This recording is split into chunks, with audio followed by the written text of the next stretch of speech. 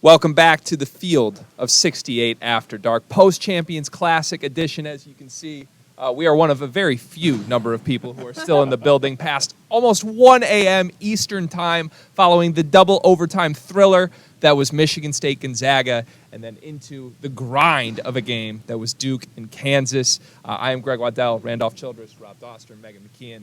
It's great to see you all. Thanks for staying up with us if you are here. Let's jump right in. Let's go into Duke and Kansas first. As I mentioned, bit of an ugly game. RC, you and I were talking before this. We don't know if we did learn much about either of these teams. You could kind of flip it either way. There's still more we want to see from them, or it can confirm whatever your biases were going into the game. What's your biggest takeaway from the result of this Kansas victory? Their championship pedigree closed the game for them. But if I'm Duke, I'm not optimistic. I'm not concerned about anything. I think each freshman had its moments. We questioned what we were going to get out of Jeremy Roach. Was he going to lead this group? Well, if Jeremy Roach isn't in there in the first half, Duke's blown out by 20 in the first half, and this game's over. So Filipowski showed up, gave us something. Like I said, every guy had a moment. They lost to a championship team. No reason to put your head down. Again, I think it's on to the next for Duke. This Duke team, to me, looks like a lot of really talented pieces that don't have enough chemistry just yet. Right. Still trying to learn how to play with each other. Roach is the glue that's going to keep them together. Like you mentioned, there were freshmen that had times that were really good. Filipowski celebrated a little too much for me. I was kind of like, at times, act like you've been there. I'm like, well, you just need a layup. Like, why are we getting so jacked up about it? Come on, cuz. He had a grown man dunk. He did it too many times. At one point, it's like, come on, let's move on to the next play. You got to let him live. I don't know about that one. I'll tell you this, though. My biggest takeaway from this Duke game is it reinforced the notion to me that Jeremy Roach is not the guy. Like I don't think that he can be what they need him to be. There were 4 threes that he took that were, one, way too quick, two, not even close, right? The one that he took down here when they were up, right? That missed off to the left side. Like, what is that shot? What are you looking for there? He had Grady Dick on him. If you notice in the second half, He settled for that one. For the first 5 minutes, when Duke got hot, when they made the run, when Tyrese Proctor got it going, was Shire with the offense is right in front of the bench. And Shire is sitting there saying, I need this guy on, or I need you to run offense at this guy. I need you to go at Grady Dick. I need to find a way to get him involved in the ball screen action. And it worked. And that's how they got going in the second half. Jeremy Roach has Grady Dick isoed at the top of the key. I think there's like 3 minutes left. It's a close game. And he settles for that three. What are we doing? Where's that shot? I'm almost the opposite of you, though. I felt as though he wore down in fatigue, and that was part of his judgment because I checked that box the first half because I felt like, okay, he has shown me you can argue the first half he was the best player on the floor. For Duke, I think for the game. For the game. I mean, even for the game, because I think if it was not for him, it's a blowout. Jalen Wilson doesn't exist. No. I just said the first half. The first half. And I think he wore down because he had to create so much for those guys. And I just, watching it, I just felt like it took a lot out of him. So the second half, I think he settled. He got fatigued. But he did have a couple moves in the first half. The one where he split the ball screen and got to there and had the reverse layup. Like, that was... He also took 17 shots, 6 for 17. What concerned me about Duke was 8 assists off 24 made buckets. That's not Which hasn't been the norm. Yes. Hadn't been the norm. That's something that needs to be addressed. I think it's hard to evaluate this team in the lens of tonight because they're missing Dariq Whitehead. Like, what are we doing? This team, their ceiling in March is going to be so different than what we saw tonight as soon as he's back on the floor, right? Well, people want to say that, but again, I don't know if he's the creator either. Like, they need, Proctor is that guy, and he showed you flashes that they can put the ball in his hand. I mean, Dariq's another player, and he's going to provide versatility, but I don't know if he's another creator for others. Does his presence allow Roach to maybe be more of that creator, though, and then he can fulfill the scoring burden? That's what it is it takes some of the defensive focus off of Jeremy Roach. Because right now, outside of him, who are they going to go get you a bucket when you need a shot?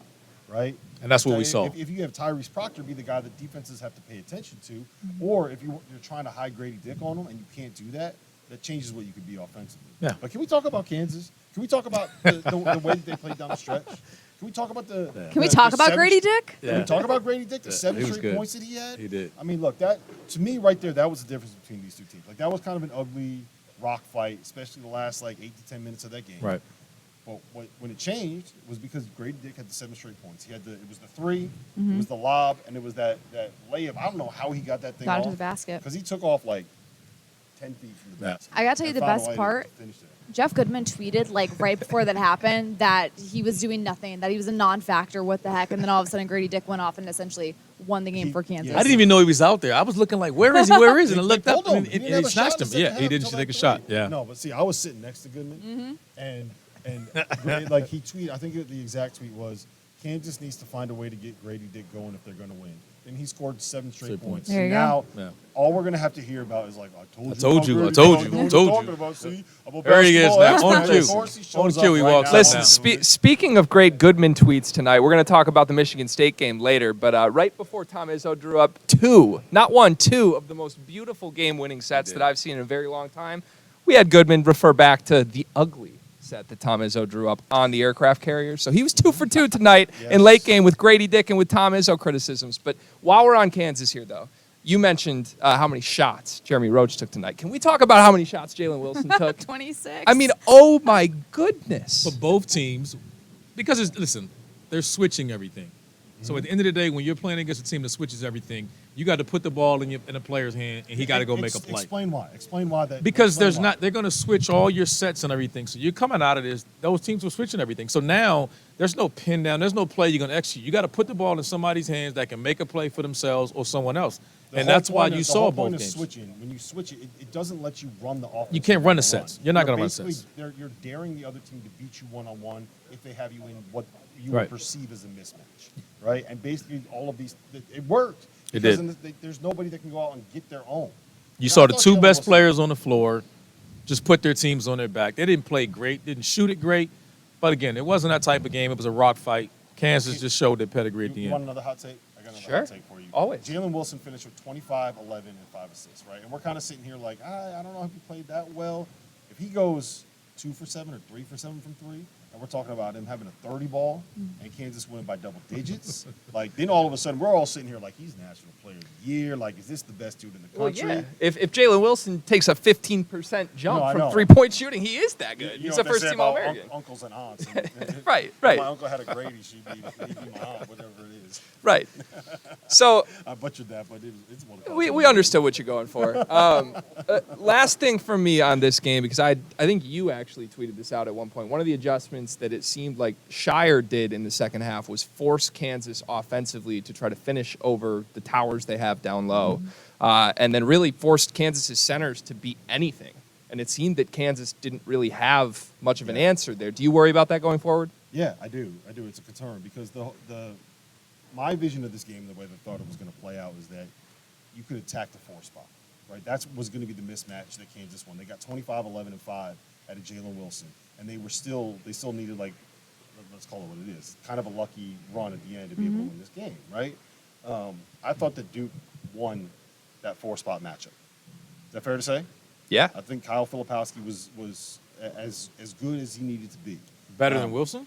No, I'm saying that when they won that matchup, the front court in total, because they didn't have to guard the 5.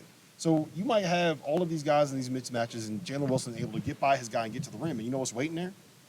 7-foot redwood, right? What's most concerning about that is the fact that no one can make a shot from the outside as well. So you're driving in, you're getting paint touches, but then you're going 15% from beyond the arc. That's concerning. You got to be able to have somebody who's going to knock it down a shot. Now, Grady Dick has proven that he can be that player to knock down shots consistently. We didn't see that necessarily as much tonight, though.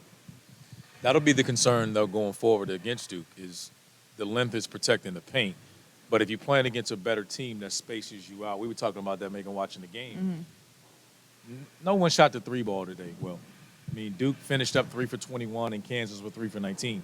So if you got to punish that lineup being able to stretch the floor. If not, their length is going to bother you and shut the paint down. And Kansas struggled, but again, they found a way to pull it out. I mean, both teams played hard defensively. I don't think there's anything to be concerned about if I'm watching either team after the night, and I don't know if there's anything we learned about either team. I still think there are plenty of concerns. But things that we didn't, they weren't answered. It's the same. It's going to be the same. It's the same thought that we had. Like I don't know how much we actually learned. Right. On the fact, like, you know what, I don't the know. concerns are there, or what you thought you knew about them is the same. We worried about Duke. Like, hey, who else is going to create offense without Jeremy Roach? You're going to leave this game thinking the same thing. You're thinking about Kansas. We thought Wilson would take a step, put himself in that National Player of the Year conversation. He did. We knew Grady Dick was explosive. Outside of that, what do we get? We knew DeJuan Harris was a good point guard. He had, 10 assists, 1 turnover? Yeah, he hit the over 4.5. That was nice. He did. I needed that one. I needed that one after the first game, RC. I needed that one after the first game. Look, I want to ask you this, Megan. When you don't have a 5 that can shoot, like how do you solve that problem? Is that just something that you're going to have to deal with? Because you're getting nothing offensively out of it. You can't get the duckings that they normally get, right? You can't get the lob wasn't working there because there was too much clutter in the lane. To me, how do you work around you have that? to be a good passer. If you're going to be a big that's not going to be able to score or do anything, you got to make yourself relevant out there on the floor. So at least that's being a good defender, or at least you can be relevant by being a good passer, trying to draw people away from the basket to open up and have people move around you more. Unfortunately, you got to, in my opinion, be able to at least be somewhat of a threat from 15 feet if you're going to be a big man. But we're not necessarily seeing that quite yet from either of these teams. That's going to be something to address moving forward. All right. It wouldn't be the Field of 68 after dark if we don't do some sort of superlative looking forward for the season and draw some conclusions from a game this early in the season. So we're going to do that. We're going to go around the horn quickly. Gun to your head, RC, and then we'll go to Rob and then to Megan. Do either of these teams make the Final Four? Yes or no? It's too early to tell, but there's enough talent that I can see that. Okay. I'm not discouraged at anything that happened tonight where I'm like, man, I think both teams will get better. And it was a highly competitive game. It wasn't a well-played game, but both teams competed. So, yeah, I think you can get a Final Four team out of this. Yeah, I thought the defense showed through for both of the teams for me. And that gives me reason to be bullish on both of them. Right. And how about Filipowski? He played well tonight. Did you guys expect that from him? No. I know he had a double-double the first 2 games, but, I thought he was a lot better than what I was maybe expecting in my head. Maybe that's just because his last name is Filipowski, right? Maybe is that what it is? You know the serious question is when Derek Whitehead comes back. Lively may come from the bench the rest of the year. Like, how do you sit him down? Because he is rebounding, and more importantly, he was defending on the perimeter, things that we questioned he could do. He did that. And I think Mark Mitchell's motor and his versatility, you're going to want him out there. And where you can't sit him down because offensively you need his offensive ability because Mitchell isn't an offensive guy, Lively isn't really an offensive guy. He gives you a versatility of playing outside and stretching, and you can space him. So I think it's going to be tough to take him out of the lineup because he is defending and he's rebounding. I mean, if he keeps putting up double-doubles, you can't bench a guy that's putting up double-doubles. Well, I like Lively coming off the bench, too, providing a spark defensively. At least coming in, he's going to be able to do something, alter a shot at the basket or whatever that might be. And I do think that scoring component is there. We just haven't seen it yet. It's early. Yeah. If he had other players around him, his presence would be needed. I think the biggest difference in the two is that this team will need more offense. Mm-hmm. They're going to defend collectively, and Lively's going to anchor their defense. But this team is going to need someone, and we saw that tonight, to pick up the scoring. Because if he doesn't score tonight, Is it Proctor? I think they need Proctor to initiate and help the others score. He has to get going. I think it has to be him. I don't think there's anyone else on this roster right now that can do it until he gets going. Yeah, getting Proctor going. Getting Proctor going. Getting Whitehead back and having another guy that I don't know if he's a 16-point per game guy as much as he is like a 12. All he needs to be is a double-digit guy. Yeah. We've seen their defense ability Yeah. and their length because Filipowski's versatility gives you the ability to say, hey, because even when they went big with Mitchell, they just cut Mitchell to the basket and they spaced you with Filipowski.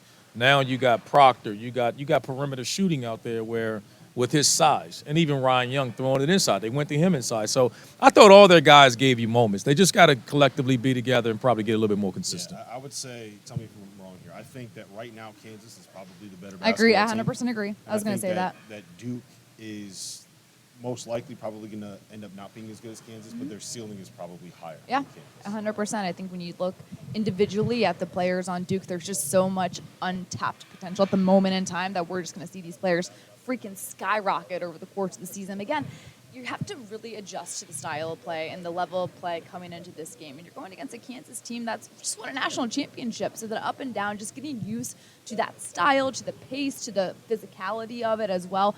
This Duke team, to me, has a higher ceiling, but the Kansas team was a better team today. Let me ask you this. One more question. I know you're trying to move on. You're fine.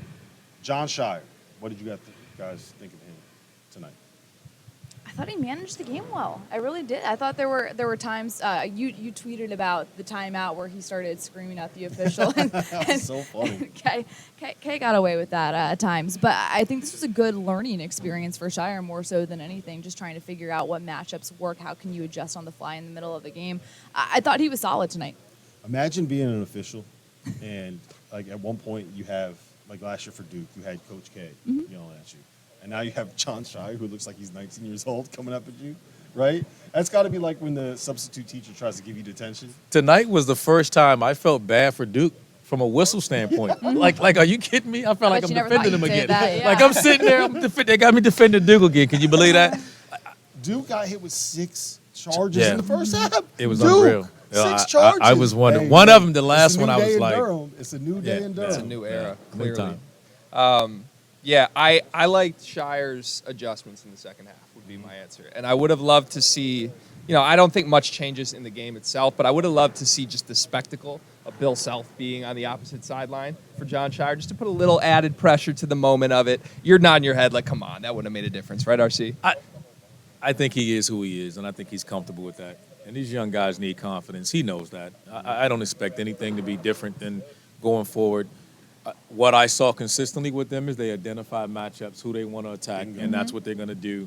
That's something he's in that Duke that's been consistent in the Duke system for going back to Coach K. If we would always, and it would be my scout, and I would tell guys, if you hear if that number isn't on this play sheet, and you hear your number, that means they're ISOing you. So if you come out there and your number's 22 and they call it 22 and you looked at the bench, that means you're getting ISO'd. And you saw them pick their matchups tonight. Yeah, and that's something I think a lot of the best coaches in college basketball and the best tournament coaches in college basketball. I mean, we talked about this before, right? Matchups win fights, styles win fights, and being able to identify where you have the advantage. You know who's the best at that in college basketball? It's Eric Musselman. He is so good at being able to find one matchup that he can exploit and take advantage of and go to it over and over and over and over and over again. It's an NBA style. It's an NBA thing. The NBA is, you put a guy out there that can't guard, they're gonna sit there and attack that guy every time, force you to make an adjustment, time out, get him out, or whatever the case may be. And that's, you're talking about a program that's built pros. You're talking about a program that's producing pros now, and Duke always has. And they're going to attack your weak link. At least if it's not the score, it's going to break you down and get a shot. And to switch games for a moment, you and I were talking about this with Joey Hauser in Michigan State. Yep. They ran the same play for him 3 separate times, back to back to back, and he scored on it. And they were like, why aren't you keep running that? Yeah. We were sitting there talking during the game late, and just like, go back to that. Particularly before Oscar's fouled out. I know we hadn't gotten to that yet. But we were like, go back. They're not going to switch. Stop it. And with his size on that pin down, he's going to get a good look every time. And Well, let's go to